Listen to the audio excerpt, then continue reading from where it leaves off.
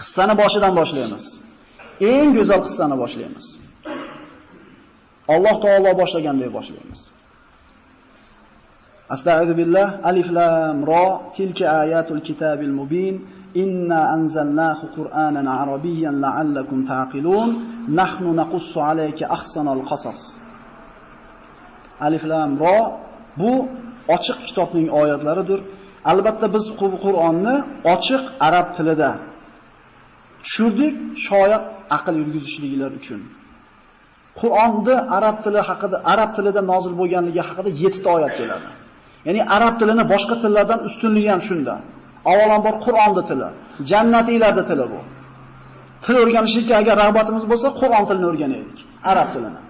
Chunki Alloh taolo arab tilida tushirdi Qur'onni. Jabroil alayhisalom arab tilida yetkazib berdi. Payg'ambarimiz arab tilida o'qib berdi. Jannatga kirganlarning tili ham arab tili bo'ladi.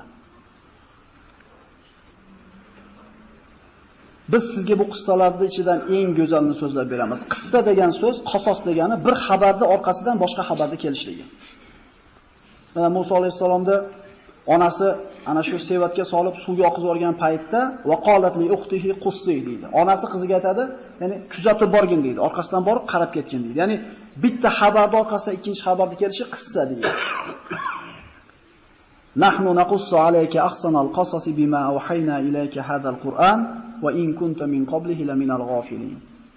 Biz sizga qissalarning eng go'zalini so'zlab beramiz. Mana shu Qur'onda vaholanki siz bu narsalardan g'ofil edingiz. G'ofil degan sifat mana shu qissadan bexabar edingiz deyapti Alloh taolo.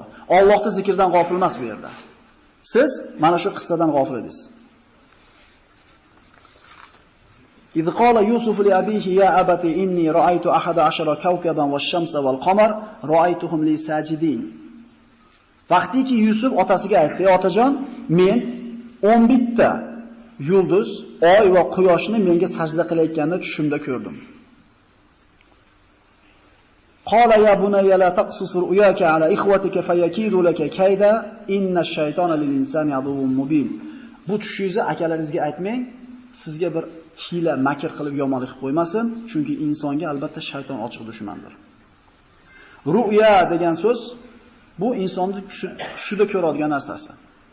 Endi ru'ya bo'lib turib qisqa to bilan tasniya bilan keladigan bo'lsa, toy tanis bilan keladigan bo'lsa, kishi uyg'onligida ko'radigan narsasi. Bu yerda ru'ya deb turib tushingizda deyilyapti. O'ngida ko'rgani yo'q. Demak Yusuf alayhisalom tushida ko'rgan edi. 11 ta yulduzni, oy va quyoshni o'ziga sajda qilganini. Yaqub alayhisalom tushlarda ta'birini bilmasdi. Xuddi biz siz bilan bilmagandek. Tushlar haqida nima deymiz? Rasululloh sollallohu alayhi vasallamning hadislarida keladi, yaxshi tushdi, yaxshi odamlarga aytinglar, yomon tushdi biroq aytmay qo'yinglar deydi. Ya'ni tushdi yaxshisi bo'lsa aytilib, yomonni aytmaslikka buyurilganmiz biz. Tushlarda ta'birini biladigan Yusuf alayhisalom edi. Undan keyin boshqa hech kimga berilgan emas bu ilm. Shuning uchun bitta odam kitobcha ochib o'tirib, tushlarda ta'bir qiladigan hunarga ega bo'lgan bo'lsa, bu odamni jichcha rost ko'rmasligida shubha qilmasak bo'laveradi. Yusuf alayhisalomda 11 ta ukasi bor edi. Binyamin o'zini bitta onadan tug'ilgan ukasi edi. 6 tasi boshqa ukadan va 4 tasi Yaqub alayhisalomning ikkita cho'risidan farzandlari edi. Ya'ni 11 ta ukasi bor edi. Yaqub alayhisalom farzandlarining ichidan Yusufni boshqalardan ko'ra ko'proq yaxshi ko'rardi. Va akalariga bu narsa yoqmas edi. Binyaminni ham yomon ko'rishadi-yu, lekin yoshi kichkinaroq bo'lganligi uchun Yusufni yomon ko'rganda yomon ko'rishmas edi. O'zi bir odamni bir nechta ayoli bo'lsa, yoki bir nechta farzandi bo'lsa, bittasini boshqalardan ko'proq yaxshi ko'rishligi ayb emas. Ayb nima? Buni bildirib qo'yishlik. Albatta 4 ta bolangiz bor, 5 ta bolangiz bor, bittasini ko'proq yaxshi ko'rasiz. Bu haliga qalbda bu boshqara olmaysiz bu narsani. Bittani ko'proq yaxshi ko'rishingiz haq, lekin buni bildirmaslik kerakki, to boshqa farzandlar o'rtasida bir-biriga nisbatan adovat degan hissi uyg'otib qo'ymasin. Lekin Yaqub alayhisalom bu narsani oshkor qilar edi. Ya'ni bir soat ham yonidan ketishligini xohlamasdi Yusuf alayhisalom.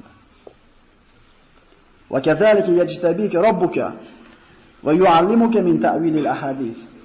Yaqub alayhisalom ana shu tushdi ta'birni aytib davom etkazadiki, Alloh sizni dedi, tanlab olar ekan dedi. Akalaringiz ichidan, butun yer yuzida yashayotgan hozirgi davrdagi odamlarda hammasining ichidan tanlab oladi, sizga tushlar ta'birini o'rgatadi. Va otalaringiz Ibrohim Ishoqqa bergan ne'matini, otangizga bergan payg'ambarlik ne'matini sizga to'liq qilib beradi. Ya'ni tushlarda ta'birni o'rgatadi.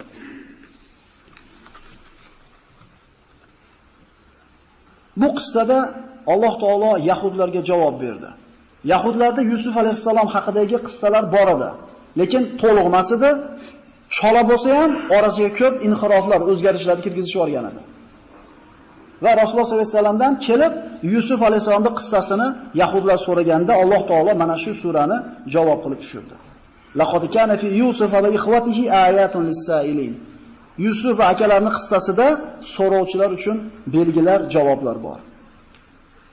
İz qalu la Yusuf va akhuhu ahabba ila abina minna va nahnu usba inna abana la fi dalalin mubin. Aka-ukalar to'planib aytishdiki,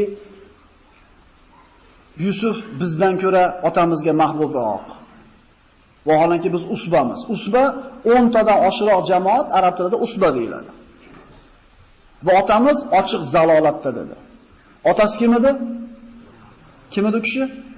Payg'ambar bo'lgan otasiga zalolatni nisbatlashyapti. Ya'ni inson o'zini haq deb bilgandan keyin ro'parasida turgan odam nima bo'lishi kerak albatta? Nohaq bo'lishligi kerak. Uqtulu Yusuf. Yusufni o'ldiringlar deydi. O'ldiraylik Yusufni dedi.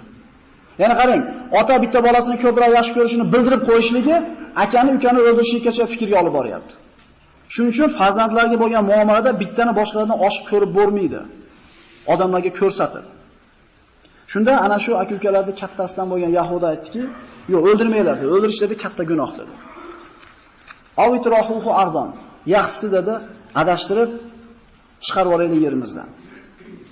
So'ngra yaqulu lakum wajhu abikum va takunu min ba'dihi qauman solihin. Mana chiroyli bir ma'nolar bor. Chiqarib yuboraylar Yusufni. Yusuf yo'q bo'lgandan keyin otanglarning yuzi sizlarga buriladi, sizlarni ham yaxshi ko'radi. Keyin tavba qilib olasizlar. Ya'ni kishi avval gunoh qilishni niyat qilib turib, orqasidan tavba qilib olaman deyapti. Ya'ni qilib qo'yib turib, bilib bilmasdan majbur bo'lib qilib qo'yib qilingan tavba boshqa, lekin mo'ljallab olmon qilib olay, bir rizq qilib olay shuni. Keyin tavba qilib olaman. Shu kishining tavbasi qabul bo'ladimi desa, ulamolar aytadi, tavba eshigi har doim ochiq deyshadi. Shoshilmay turaylik xulosaga. Lekin musibat nimada? Musibat ana shu tavba qilishlikka ulgurmikinsan degan savol turadi.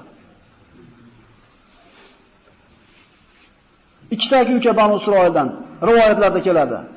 Uka taqvodor, ibodatxon, aka delik ana shu maishatga berilib ketgan fosiq, necha yil akasini da'vat qildi. Unamay yurib, Alloh bir kun qalbiga soldida, bo'lgan ukam oldiga borib, men ham ibodat qilay, tavba tazarru qilay, qarib qoplan deb, Alloh tomonga qarab bitta qadam bosdi. Narigi uka shunchalik ibodat qildim, ancha oldi kayf qilmaganim, bir kayf qilay dedi, bu yoqqa qarab chiqdi. Alloh ikkalasini jonini oldi.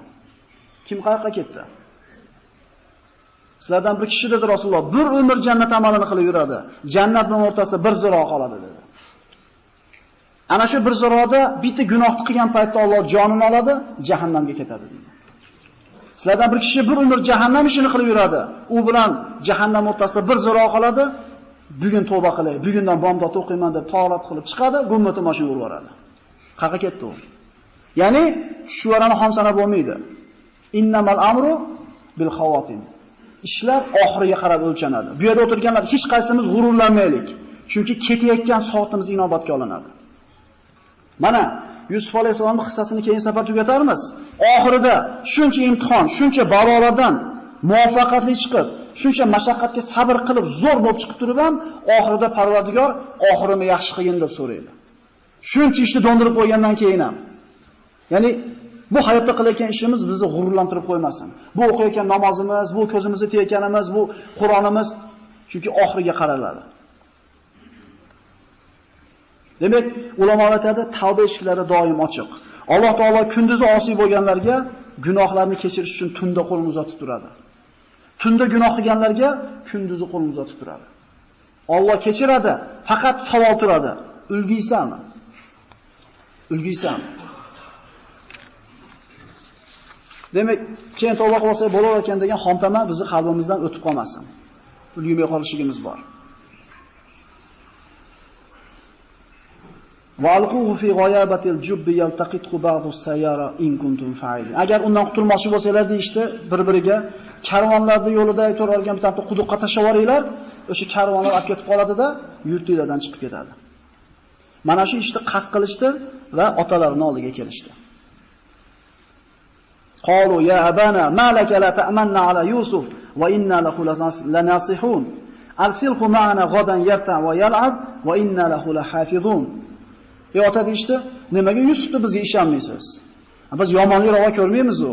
Biz bilan tey qo'ying, chiqib o'ynab, yayrab keladi. Kalimatu roq. Yarta degani yeb ichishda ziyodalik degani. Maza qilib dam olib keladi dedi.